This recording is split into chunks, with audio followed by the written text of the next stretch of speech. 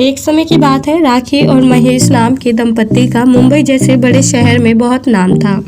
हालांकि अमीरी की वजह से उन्हें किसी चीज की कोई कमी नहीं थी, लेकिन अब उन्हें टेंशन थी तो बस अपने बेटे करण की शादी की। राखी काफी पुराने ख्यालातों की थी और इसलिए वो चाहती थी कि उसकी बहू भी बिल्कुल उसी की तरह हो, जो सिर्फ घर का काम काज करना जानती हो।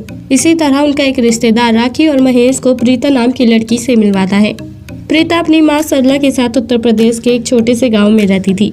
हालांकि वो काफी पढ़ी लिखी थी और उसे सैलून का काम भी काफी अच्छे से आता था, लेकिन गरीब होने की वजह से वो कभी भी अपनी इस खूबी को निखार नहीं सकी। इसी दौरान राखी और महेश को प्रीता अपने बेटे के लिए एकदम परफेक्ट लड़की लगती है और इसलिए वो जल्द ही करण की शादी प्रीता से करवा देते हैं। शादी के बाद प्रीता ने बहू बनकर अपने सास ससुर का खूब ख्याल रखा और पत्नी की भी सारी जिम्मेदारियां निभाई। लेकिन गरीब फैमिली से अमीर परिवार में आने के बाद उसे लगने लगा था कि वो अपने आधे अधूरे सपने को पूरा कर सकती है। इसलिए एक दिन वो अपने पति से बात करती है और कहती है कि करण, अगर तुम बुरा न मानो तो एक बात कहूँ। मैं चाहती हूँ कि मैं एक हेयर ड्रेसर के तौर पर यहाँ पर अपना एक छोटा सा बिजनेस खोलूँ। इसलिए नहीं कि मुझे घर में किसी चीज़ की कोई कमी है, बल्कि इसलिए क्योंकि ये मेरा काफ़ी पुराना ख्वाब रहा है और अब मुझे लगता है कि मैं अपने इस अधूरे सपने को पूरा कर सकती हूँ। करण को प्रीता के इस काम से कोई दिक्कत नहीं थी, लेकिन वो प्रीता से कहता है कि क्या मम्मी इस काम के लिए तुम्हें इजाज़त देंगी? तभी प्रीता कहती है कि तुम उसकी टेंशन मत लो, माँ जी को तो मैं मना लूंगी। तभी वो एक दिन अपनी सासू माँ से बात कर रही थी और बातों ही बातों में वो अपने हेयर ड्रेसर बनने की बात भी छेड़ देती है।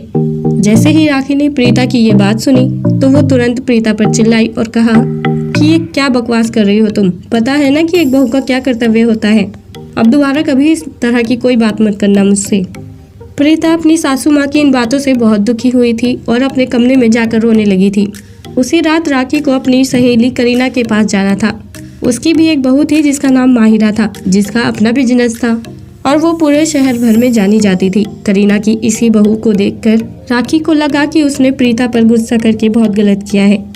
इसलिए वो उसी रात जब अपने घर वापस आती है तो रात 1:30 बजे ही अपनी बहू के रूम में जाती है और उससे कहती है कि बहू, मुझे माफ़ कर दो, मैं शायद तुम्हारी बातों को समझ नहीं पाई, लेकिन मैं तुम्हें इजाज़त देती हूँ कि तुम इस शहर में हेयर ड्रेसर का काम जब सभी आगे की ओर बढ़ रहे हैं तो मैं अपनी बहू को पीछे कैसे रहने दे सकती हूँ।